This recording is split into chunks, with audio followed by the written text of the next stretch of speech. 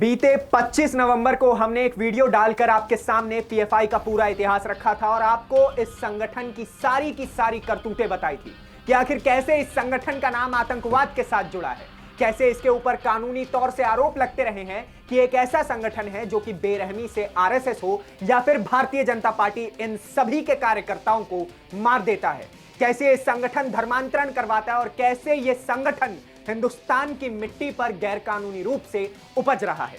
लेकिन देखिए, आखिरकार आज हम खुलकर कह सकते हैं कि पीएफआई है नहीं बल्कि पीएफआई था।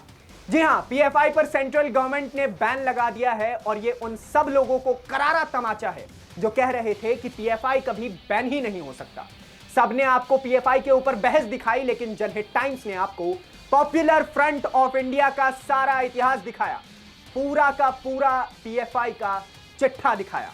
मेरे हाथ में ये जो कागज आप देख रहे हैं, ये वही कागज है जिस पर साफ साफ लिखा हुआ है कि पीएफआई को 5 साल के लिए बैन किया जाता है। आज मुझे तो उन लोगों पर हंसी आ रही है जो कह रहे थे कि पीएफआई वाले पीएफआई जिंदाबाद कह रहे थे, ना कि पाकिस्तान जिंदाबाद। ये सो कॉल्ड जर्नलिस्ट आज छुप गए हैं।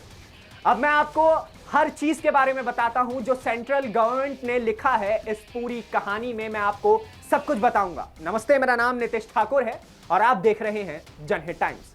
बीते कुछ दिनों से सोशल मीडिया पर दबाकर चर्चा थी कि पीएफआई को बैन कर दिया जाए।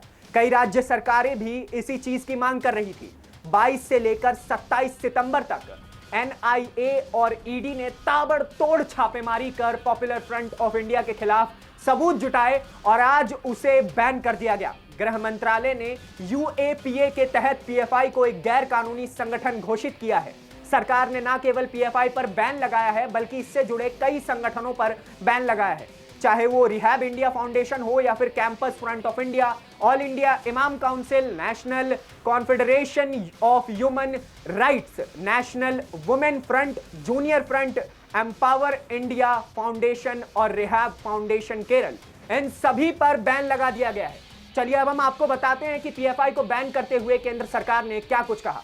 उन्होंने साफ साफ कहा है कि पीएफआई और इसके सहयोगी संगठन या संबंधित संस्थाएं सार्वजनिक तौर पर एक सामाजिक, आर्थिक और राजनीतिक संगठन के रूप में कार्य करते हैं, लेकिन ये गुप्त एजेंडा के तहत समाज के वर्ग विशेष को कट्टर बनाकर लोकतंत्र की अवधारणा को कमजोर करने की दिशा में कार्य करते हैं तथा देश की संवैधानिक और ढांचे के प्रति घोर अनादर दिखाते हैं। आगे उन्होंने क्या कुछ लिखा ये भी बताता हूं। कानून विरोधी गतिविधियों में शामिल रहते हैं जो देश की अखंडता, संप्रभुता और सुरक्षा के खिलाफ है और जिससे शांति या सांप्रदायिकता का सद्भाव का माहौल खराब होने और देश में उग्रवाद को बढ़ावा मिलने की आशंका रहती है। तो देखा आपने कि जिस संगठन के खिलाफ खुद एनफोर्समेंट डायरेक्टरेट कार्रवाई कर रही हो और आज से नहीं बल्कि बीते कई सालों से, तो वो संगठन कैसी होगी? ये वही संगठन है जिसके खिलाफ पक्ष हो या विपक्ष सभी के सभी खड़े रहते थे। लेकिन अंत भला तो सब भला, पीएफआई का घटिया खेल अब बंद हुआ और अगर 5 सालों के भीतर पीएफआई के लोग नहीं सुधरे तो कोई बड़ी बात नहीं है कि पीएफआई पर कब तक के लिए बैन लगा दिया जाए, सोचा भी नहीं जा सकता है। आपकी क्या राय है पीएफआई बैन को लेकर के? हमें कमेंट सेक्शन में बताइए। आज के लिए दीजिए इजाजत, मिलते हैं अगली वीडियो में। धन्यवाद, नमस्कार।